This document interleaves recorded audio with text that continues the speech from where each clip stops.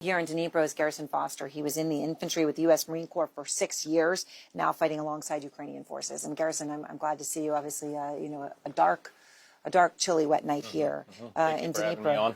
So you're just obviously off the front lines nearby as well, and you've shared some GoPro footage, sort of that when you're in on your vest that you wear on your chest, that sort of shows your perspective as you're gathering intelligence to try to target Russian forces.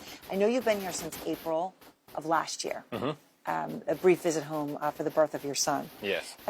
You're putting your life in danger to help another country. And I think everybody wants to understand what drives you to do it, Garrison? Well, part of it is a lot of people aren't aware of this, but the Ukrainians sent soldiers to Afghanistan after 9/11. They were part of the forces that were there, and they were under no obligation to do so.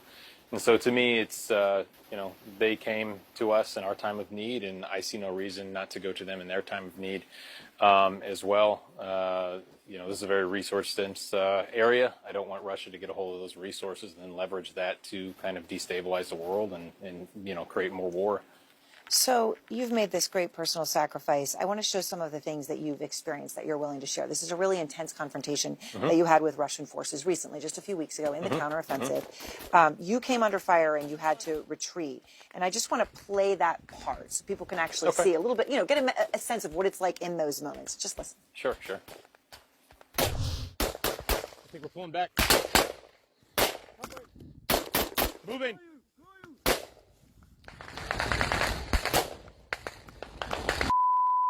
Go. I don't remember the mine is. That was close as. This is not a good spot to be, guys. We gotta move. Get some counter battery up or something. Okay. Through here. Go. Go.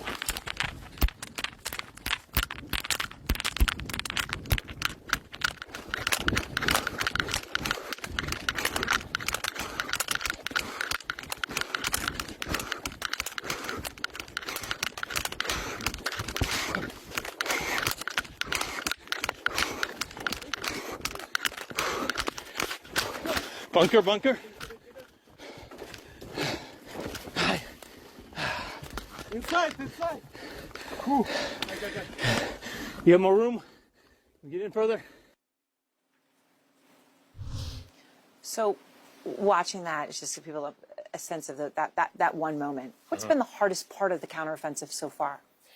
Well, right now we are conducting probing attacks because we need to figure out where the weak spots are. We need to figure out where the strong points are, and we need to figure out what to do about both of those and how to make it work together. There's been a lot of time since the last offensive, so the Russians are very, very dug in. Entrenched positions, lots of mines. Yes, and in order to dislodge them, sometimes the artillery won't do it because the bunkers they have, the artillery just can't penetrate, and so we have to physically go up there and try and dislodge them. And you were doing that in one of these videos. You were trying to basically sneak up on a Russian position, and they saw you. And they saw you from the air. Yeah. Tell me about what we're looking at. Yeah, drones, these small, commercially available drones are a big problem. It's good for us because the Ukrainians have a lot more of them. The ones they have are a lot more capable, but they happened to see us. They weren't even looking, in our area. They just turned and happened to see us and then basically set up an ambush for us while we were in the middle of a minefield approaching their position. So that's obviously a continual problem, but it's something we deal with regularly now. So. And do you feel progress? We hear the optimism we just heard from those Ukrainian troops. They're about to go right back in, right a few miles away, do their training, go back in. Is that the same optimism that you hear from the Ukrainians, that you feel? Yes, absolutely. Absolutely. We have a very high degree of freedom within our area of operations. We're not just in one specific spot. We kind of bounce around that AO, and so we get to talk to a lot of different units, and their morale is extremely high. And at the same time, there are Russians who are in the middle of the day leaving their gear and equipment in their positions, walking to the Ukrainian positions with their hands up and basically saying that they're done. They don't want to fight anymore. It happened. Yeah, it happened about 4 weeks ago to a position that was directly next to us.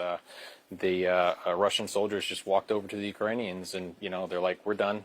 Hands please up. give us food and water, and we'd rather be a prisoner than continue fighting. Garrison, thank you very much. I appreciate it, and I know everyone should understand, obviously, Garrison's operating on front lines right near here, and we very much appreciate your being here with us tonight. Yep. Thank you for having me on.